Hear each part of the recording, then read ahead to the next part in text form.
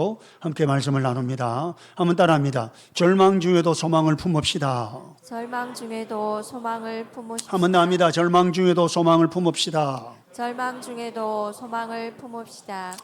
오늘 올해 마지막 주일입니다. 이제 마지막 주일, 이 마지막 주일 예배에 참여하고 있는 여러분에게 제가 질문을 하나 하겠습니다. 올해 마지막을 보내면서 어떻습니까, 여러분? 여전히 절망감이 있습니까? 아니면 소망이 있습니까? 모르긴 해도 대부분은 아직까지 소망이 잘 안 보입니다. 절망감이 아직도 꽉 누르고 있습니다. 이런 느낌을 가지는 분들이 아마 거의 대부분일 거예요. 하나님께서는 가끔 우리를 절망의 벼랑으로 그렇게 이끌고 갑니다. 그럼 왜 그럴까? 왜 하나님께서 우리를 이 절망으로 우리를 이끌고 가실까? 이건 그런 상황을 통하여서 오직 하나님만이 우리의 소망이 되심을 우리가 믿기를 원하시기 때문입니다. 그 상황이 되어야 하나님만이 나의 소망이 되신다, 이렇게 고백하고 그렇게 믿을 수 있겠다 싶어서 하나님께서 우리를 그렇게 절망 가운데로 우리를 이끌고 그렇게 하십니다. 그냥 괜히 하는 건 아닙니다. 그래서 가장 절망적인 순간은 하나님을 가장 깊이 만날 수 있는 시간이다 라는 것을 우리 기억해야 됩니다. 한 번 더요. 가장 절망적인 순간은 하나님을 가장 깊이 만날 수 있는 순간입니다. 그래서 그럴 때에 주님을 붙들고 기도하면 절망 중에 소망을 품을 수가 있습니다. 오늘 우리가 읽었던 이 하박국서, 이 하박국 이 선지서의 배경을 보면 이 하박국서는 3장밖에 안 됩니다. 그렇게 길지 않습니다. 그것만큼 이 배경도 단순합니다. 복잡하지 않습니다. 그래서 이 하박국서의 배경을 보면 시대적으로는 북이스라엘이 이미 망하고 난 뒤, 그리고 이제 그 세월을 보내면서 남유다가 망하기 전의 일입니다. 그러니까 남유다가 586년에 BC 586년에 망한다 하거든요. 그러니까 이거는 약 600년, BC 600년에서 620년 그 사이의 일이거든요. 그러니까 그 망하기 전 20에서 40년 사이, 그 정도의, 그러니까 망하기 직전이죠. 그때의 배경입니다. 국제적으로는 북이스라엘을 멸망시켰던 아수르 제국이 쇠퇴해집니다.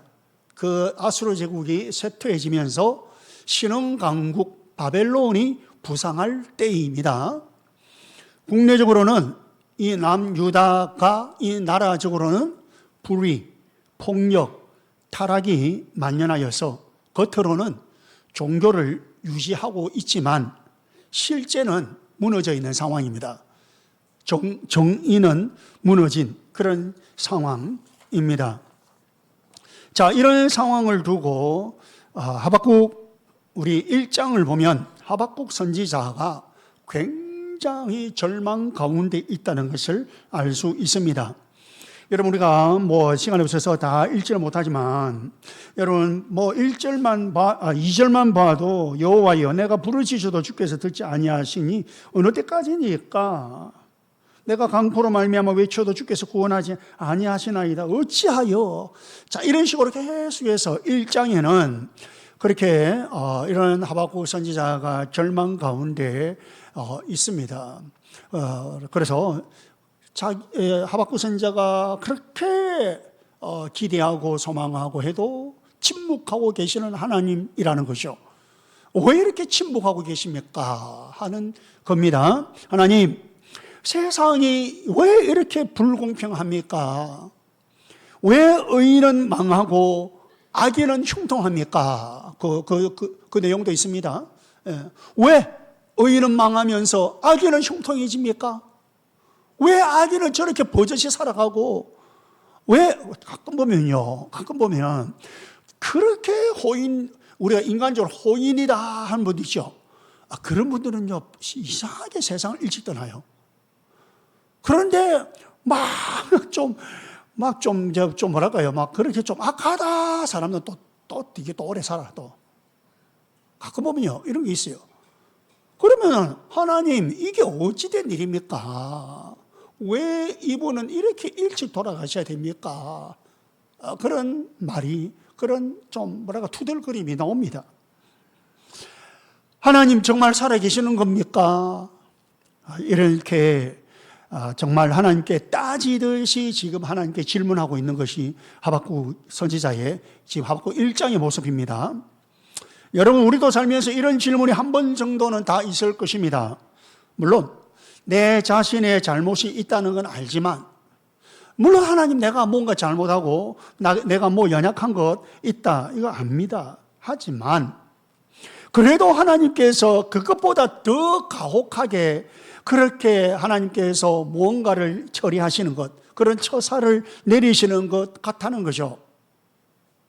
아니 내가 물론 잘못한 건 내가 알지만 그렇다고 이것이 그렇게까지 내가 지금 이렇게까지 이 일을 당해야 되는 겁니까? 그런 거죠. 그래서 사람들은 어려움만 생기면 자신에게 베풀어 주신 하나님의 은혜는 생각하지 못하고 하나님께서 자신에게 못해 주시는 것 같이 생각을 하죠. 왜?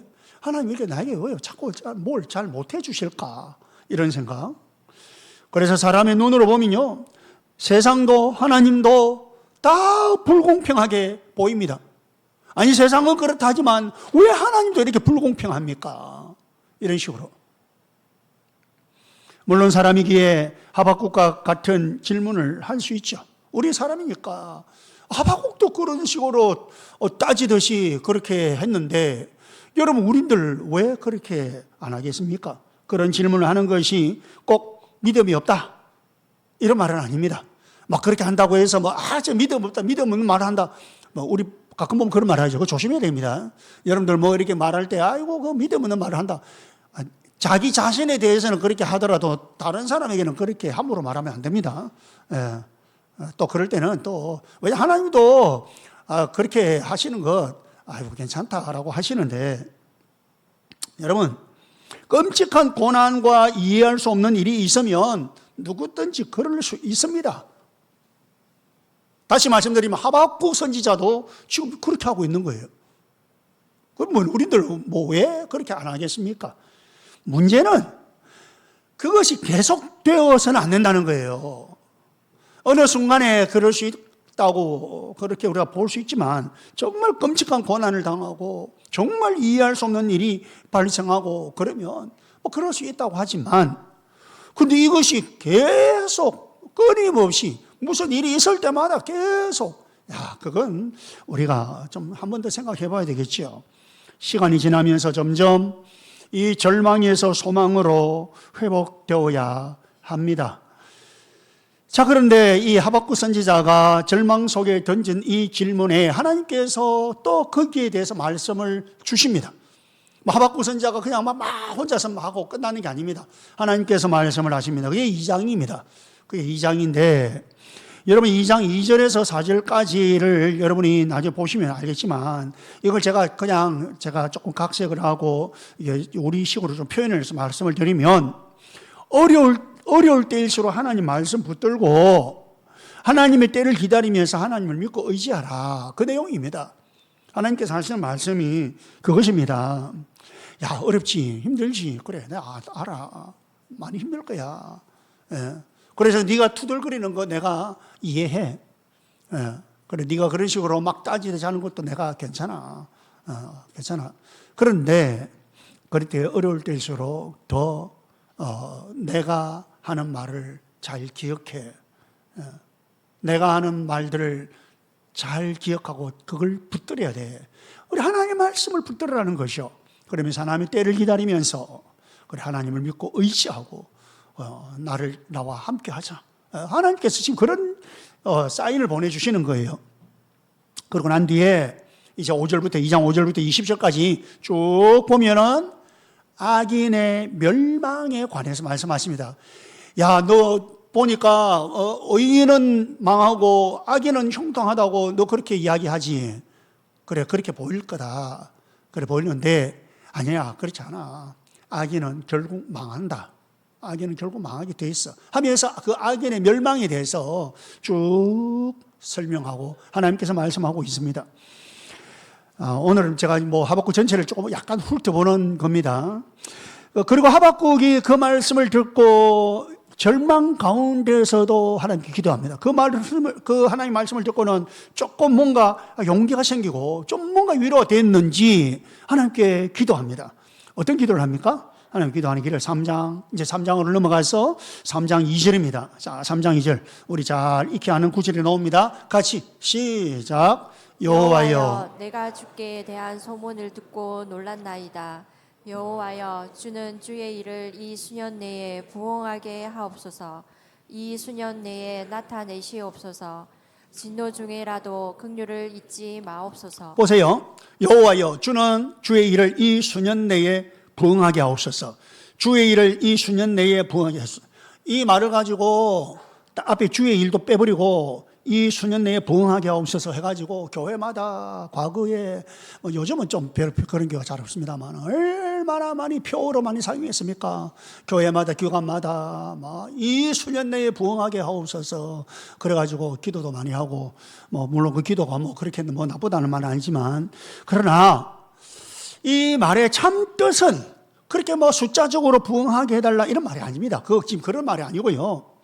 이거는 바로 그 다음에 이어지는 말을 보면은 우리가 알 수 있는데 뭐라고 합니까? 그 다음에 이 수년 내에 나타내시옵소서.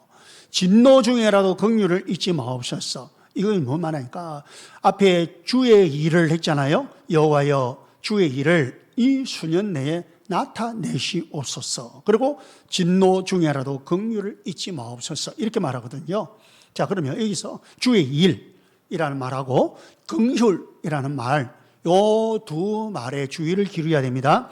이 말은 뭐냐니까 제가 바로 이어서 설명하겠습니다만은 신흥강국 바벨론, 여러분 이 남유다는 바벨론에 의해서 멸망을 당하게 되어 있죠. 당했죠. 우리는 이제 알고 지금 이 성경을 보니까 좀 쉬워요. 근데 이제 하박국의 입장에서는 사실은 이게 아직 일어나지 않는 일이거든요. 근데 이 바벨론 제국을 통하여서 하나님께 심판하시거든, 남유다를. 그 심판과 함께 그 유다 사람들, 유다가 멸망을 하지만 그 유다 백성들의 구원, 하나님께서 멸망을 하지만 구원해달라는, 그 구원을 속히 이루어달라는 말입니다. 자, 그러면 이 배경을 좀 알아야 돼요. 이 배경이. 이게 그 다음 3절부터 보면은 이 2절이지만 바로 3절부터 15절까지 보면 이 하박국이 기도하는데 기도 가운데 환상을 보게 됩니다. 환상. 그 환상이 뭐냐면 바벨론 군대가 쳐들어오는 환상입니다. 그러니까 이건 아까도 말씀드렸듯이 우리 하나님의 진노의 심판이죠. 사실은 하나님의 진노의 심판을 예언하는 것입니다. 이 환상을 보고는 이 하박국이 벌벌벌 떠는 겁니다. 두려워서 이 두려움과 떨림 속에서 완전히 사로잡혀가지고 너무 그 환상이 너무너무 무서운 거예요. 그래서 16절에 뭐라 하냐니까, 그 15절까지가 그 내용인데 그 다음 바로 16절에 뭐라고 하냐니까 같이 시작. 내가 들었으므로 내 창자가 흔들렸고 그 목소리로 말미암아 내 입술이 떨렸도다. 무리가 우리를 치러 올라오는 환난 날을 내가 기다림으로 썩이는 것이 내 뼈에 들어왔으며 내 몸은 내 처소에서 떨리는도다. 여러분 보세요. 얼마나 무섭고 떨리면 지금 이런 식으로 표현하고 있을까요? 그죠? 하박국은 그 환상을 보고 잠시 두려움에 떨었습니다. 아주 심한 두려움에 떨었죠. 그러나 그것도 잠시였어요. 곧 회복을 합니다. 그리고 그 두려운 일도 회복하는 것은 그 두려운 일도 결국에는 하나님의 섭리 아래서 이루어진다는 것을 그가 확신하게 됩니다. 야, 여러분 굉장히 중요합니다. 하나님의 섭리 가운데서 이 일이 이루어진다라고 생각하니까 그렇게 두려운 것도 패스, 오케이, 접수되고요. 이게 뭔 말입니까? 지금 당장의 것을 보면 절망하고 힘들고 하죠. 여러분, 올해 우리 지나면서 아까 제가 처음에 서두에서 여러분이 물었던 것처럼 지금 여러분이 개인적으로 이런 일로, 여러분의 가정에 이런 일로, 심지어는 목장이 있어도 이런 일로 많이 절망스럽고 하셨겠죠. 뭐 우리나라의 이 사회는 뭐 더더욱 이게 얼마나 절망스러운 그런 것들이 있습니까? 그런데 여러분, 이게 그것만 보면 진짜 이 하박국이 느끼는 것처럼 얼마나 두렵고 무섭고 떨리고. 그런데 여러분, 하나님의 섭리라잖아요. 하나님의 섭리라는 보통 사람들이 잘 이해가 안 돼요. 신앙생활 오래 하신 분들은 이게 뭔지 쉽게 접수가 되지만, 그래서 제가 늘 이때마다 이야기하는 게 뭐냐면 큰 그림이란 말이에요. 큰 그림, 빅 피처. 하나님의 큰 그림이 있다는 거예요. 이게 하나님의 섭리로 이해하면 돼요. 하나님께 가지고 계시는 큰 그림입니다. 다시 말하면 유다가 바벨론에 의하여서 망하게 되지만 그걸로 끝이 아니다는 거예요. 다시 회복하는 날이 있고요. 이런 하나님의 큰 섭리, 하나님의 큰 그림을 이 하박국이 알게 되는 것입니다.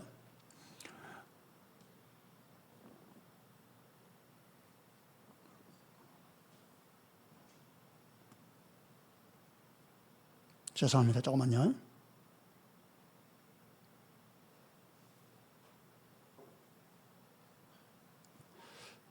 자, 그래서 이 하박국이 갑자기 자기 마음속에 기쁨이 생겨나는 거예요.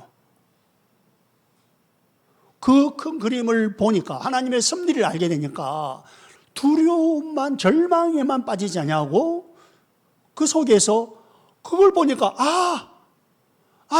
그 다음에는 하나님께서 그걸 회복하실 거, 이런 것들이 보이니까 기쁨이 있는 거예요. 그래서 그 기쁨을 입술로 고백하는 것이 바로 17절, 18절입니다. 제가 17절, 18절을 말하기 위해서 지금까지 제가 설명을 한 거예요. 같이 시작. 비록 무화과 나무가 무성하지 못하며 포도나무에 열매가 없으며 감람나무에 소출이 없으며 밭에 먹을 것이 없으며 우리의 양이 없으며 외양간에 소가 없을지라도 나는 여호와로 말미암아 즐거워하며 나의 구원의 하나님으로 말미암아 기뻐하리로다. 아멘. 바로 그거 아닙니까? 아무것도 다 무너지고 해도 나는 그 가운데에서 하나님으로 말미암아 하나님 때문에 내가 기뻐하겠습니다. 즐거워합니다. 하박국이 절망 중에 부르는 소망의 노래라, 그렇게 우리가 말할 수 있습니다. 자, 그렇다면 하박국 선지자는 어떻게 이 절망 중에도 이런 소망을 가질 수 있느냐? 우리에게 적용하면 우리는 절망 중에도 소망을 가질 수 있는 비결이 뭘까라는 거예요. 두 가지를 봅니다. 하나는 하나님 안에 있어야 합니다. 자, 따라합니다. 하나님 안에 있어야 합니다. 하나님 안에 있어야 합니다. 18절을 보면, 우리가 봤던, 금방 앞에 봤던 18절을 보면 하박국이 두 번이나 여호와로 말미암아, 하나님으로 말미암아 이런 표현을 하고 있죠. 하나님은 다 하나님이죠. 하나님으로 말미암아라고 말하고 있는데, 이걸 새 번역에서는 하나님 안에서라고 번역을 하고 있습니다. 자, 그래서 18절 새 번역을 한번 보겠습니다. 같이 시작. 나는 주님 안에서 즐거워하련다. 나를 구원하신 하나님 안에서 기뻐하련다. 하나님 안에서, 하나님 안에서. 하나님 안에 있기 때문에 기쁨과 즐거움이 생긴다는 거죠. 여러분, 사람이 환경 때문이라면 항상 기뻐할 수 없죠. 왜냐하면 환경은 기뻐할 수 있는 환경이 생겼다가 또 좀 지나면 또 아니고 또 있고 없고 이러잖아요. 그러니까 항상 기뻐할 수 없어요. 환경 때문이라면. 그러나 하나님 때문이라면 항상 기뻐할 수 있다는 거죠. 그래서 우리 그리스도인들은 환경을 따라 움직이면 안 됩니다. 환경의 지배를 받으면 안 되는 거예요. 오히려 우리는 환경을 지배하고 그 환경을 조절해야 된다는 거죠. 내가 환경을 끌고 가야 되는 거예요. 그냥 환경이 주어지면 그 환경에 그냥 확 눌려가지고 그러지 말고 그 환경을 내가 움직이고 그 환경을 조절하고 컨트롤한단 말이에요. 내가 그 환경을 컨트롤하는 거예요. 그러기 위해서는 어떻게 해야 된다고요? 하나님 안에 있어야 되는 거예요. 내 힘으로 안 됩니다. 하나님 안에 있어야 되는 거예요. 그러면 어떤 환경에서도 우리는 그걸 초월하고 즐거워할 수도 있는 거예요.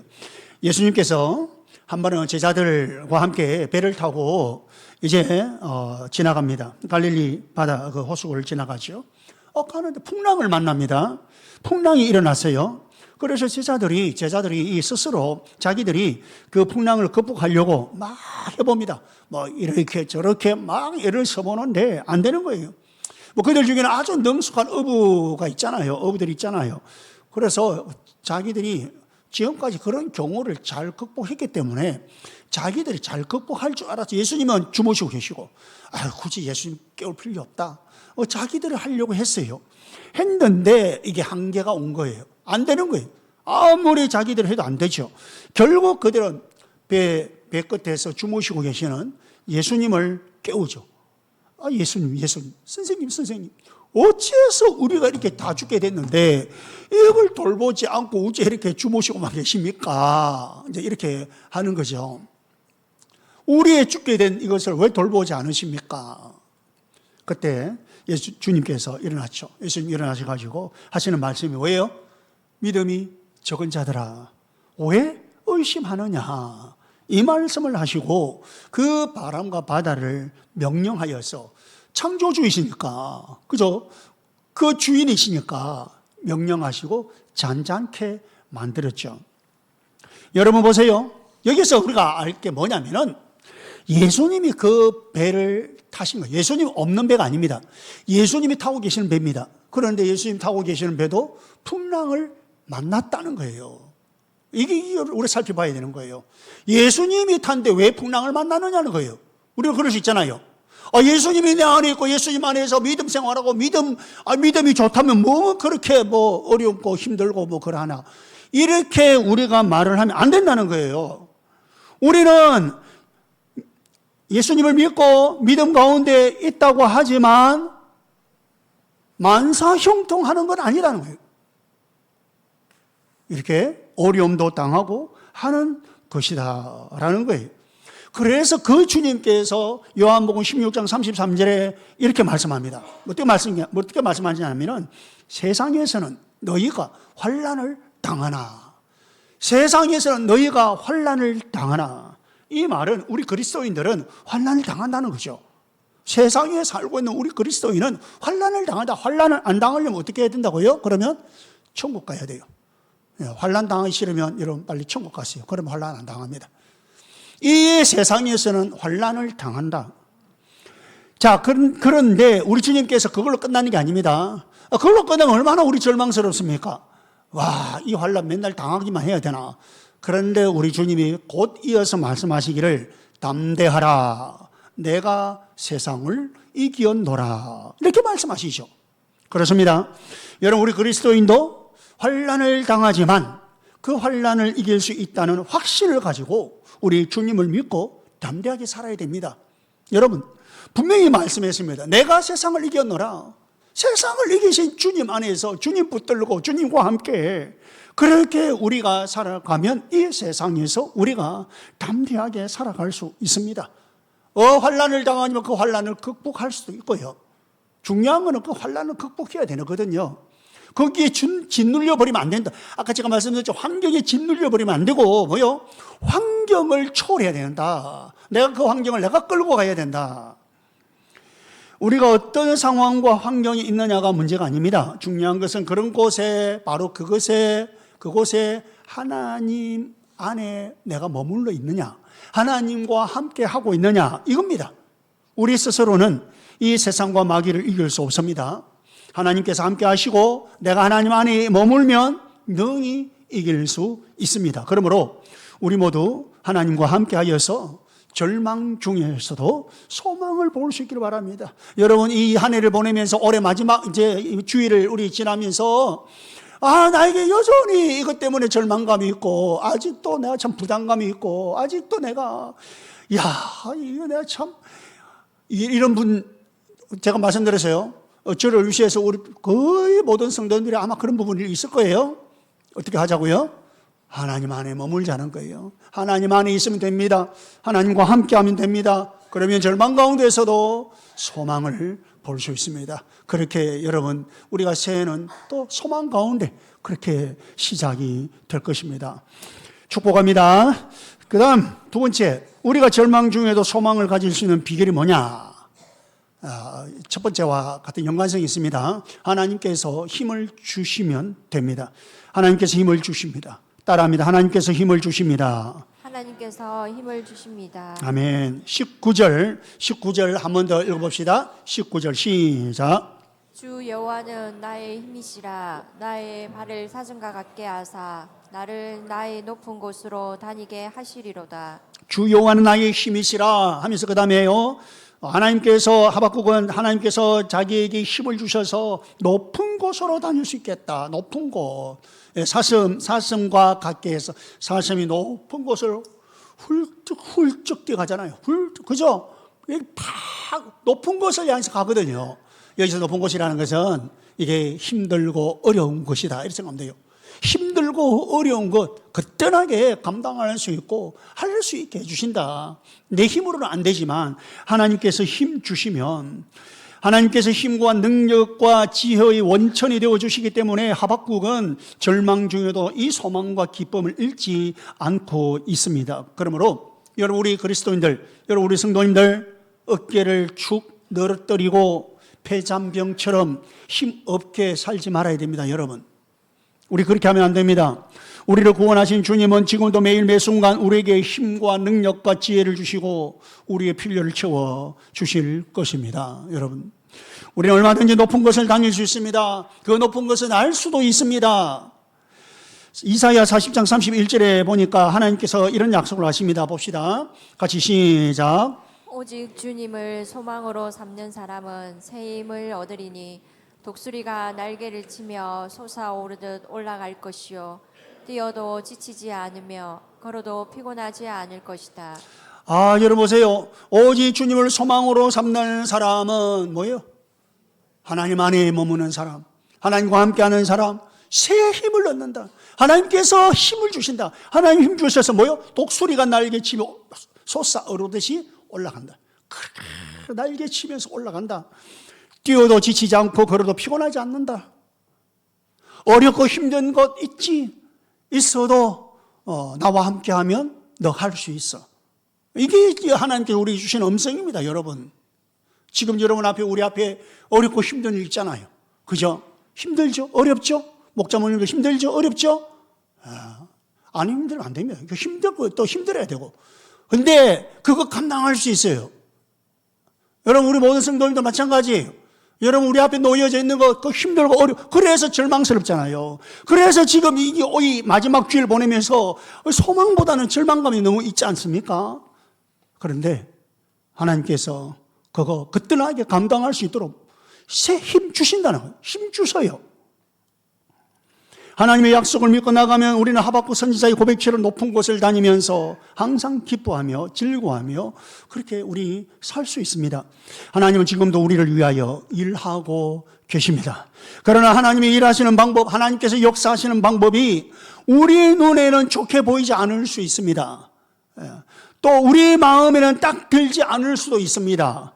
우리가 원하는 때에 이루어지지 않을 수도 있습니다. 하나님께서 일하시고 역사하시는 방법이 이게 내 마음에도 안 들고, 이게 또 내가 보기에 그렇게 썩 좋게 보이지도 않고, 또 내가 원하는 그 시간도 안 맞고.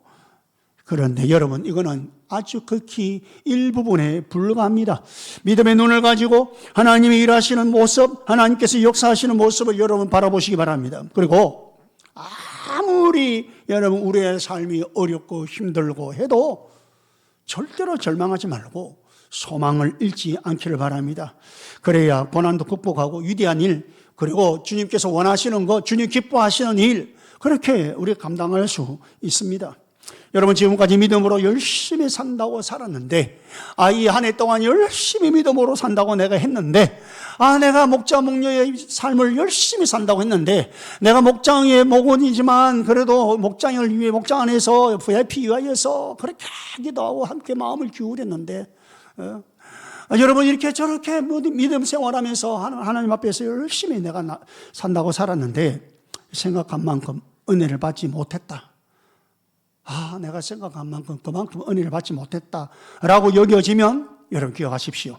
앞으로 그 이상의 은혜를 받을 때가 옵니다. 여러분 그렇게 내가 열심히 한다고 했는데 지금 나는 왜 이럴까 싶은 분들 절망하지 마십시오.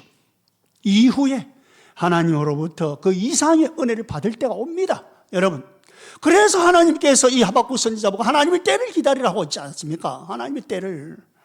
그러므로 결코 낙심하지 말고 더욱 기도하고 더욱 하나님을 의지하고 더욱 헌신하십시오. 여러분 포기하지 말고 절망으로 인하여 포기하고 절망으로 인하여 손 놓지 말고 여러분 더 기도하고 더 하나님 의지하고 더 헌신하십시오. 지금 지고 있는 삶의 짐이 너무 무거운 짐이라고 느껴집니까? 너무 무겁습니까? 그 짐을 온전히 하나님께 맡기십시오. 아무리 몸과 마음이 힘들어도 우리 주님을 생각하면 다시 살맛이 나고 또 새 힘이 생기게 되어 있습니다. 주님 안에 머물기만 하면, 주님과 함께하면 주님께서 힘을 주시기 때문이죠. 여러분 지금 우리 앞에는 찬란한 축복의 땅이 약속되어 있습니다. 아브라함에게 주신 약속 아닙니까? 그 아브라함에게 주신 약속이 우리에게도 있어요. 그래서 우리 앞에는 찬란한 축복의 땅이 약속되어 있습니다. 하나님께서 약속한 땅이지만 그런데 그 땅은 결코 그냥은 주어지지 않았습니다. 그냥 이스라엘 백성들이 가나안 땅을 약속했지만 그 축복의 땅, 젖과 꿀이 흐르는 땅 약속은 했지만 그냥 주어지지 않았습니다. 뭐요? 모두가 한마음 한뜻이 돼가지고 힘써 싸워서 차지한 땅이 가나안 땅입니다. 여러분 우리 앞에도 하나님께서 약속하신 것이 있습니다. 그 축복의 땅이 우리에게 약속되어 있습니다. 그러나 우리가 그것을 그냥 얻는 건 아닙니다. 우리 모두가 한마음 한뜻이 되어서 모두가 한 공동체로 힘써 싸워가면서 그 땅을 차지해가는 거예요. 여러분 VIP 한 명 우리가 이렇게 참 영혼 구원하고 세례받는 게 얼마나 어렵다는 걸 우리 다 알고 있지 않습니까? 우리가 지금 그렇게 우리가 지금 체득하고 있잖아요. 그죠? 여러분 그러면 VIP 한 명 영혼 구원을 위하여서 얼마나 우리가 한마음 한뜻이 되어서 그 영혼 구원을 위하여서 우리가 전도의 벽돌 한 장을 하나 쌓아가야 되는지 여러분 우리가 하나가 되어서 힘써 싸워가면서 그렇게 차지해야 되는 것이 하나님 나라입니다. 그러므로 살면서 때로 문제와 환난이 와도 어떤 절망의 순간이 와도 결코 소망을 포기하지 말고 우리 힘써 이 영적 전쟁을 치르면서 잘 싸워가야 합니다. 싸우라니까 우리끼리 서로 관계 속에서 싸우라 그 말 아닙니다. 그럼 이해하는 분은 안 계시겠지만 영적 전쟁을 잘 우리 싸워가야 합니다. 하나님께서는 세상 끝날까지 우리와 함께 하신다고 분명히 약속했습니다. 그 약속을 의지하고 소망으로 최선을 다해서 달려갑시다. 여러분 올해 이 해는 이렇게 끝난다 할지라도 내년에 이제 2026년도에는 하나님께서 주시는 약속을 딱 붙잡고 최선을 다해서 달려갑니다. 여러분 최선을 다한다는 말이 무슨 말인지 알죠? 최선을 다한다는 말이 달리기 하는 사람 또 마라톤도 마찬가지고요. 막 달려갔는데 끝까지 달려갔잖아요. 끝까지 달려갔는데 서가지고 그 최선 다한 거 아닙니다. 진짜 최선을 다하면요. 딱 고린 짐 들어가고 그 다음에는 바로 뻗어버립니다. 그럴 힘도 없이 그게 최선을 다하는 거예요. 여러분 우리 정말 하나님께서 주시는 이 약속 붙들고 우리는 모두가 다 최선을 다해서 그렇게 달려갑시다. 약속된 축복의 땅을 차지하고 높은 것을 뛰어다니고 그 높은 것을 날아다니는 그런 복을 받기를 주의 이름으로 축복합니다.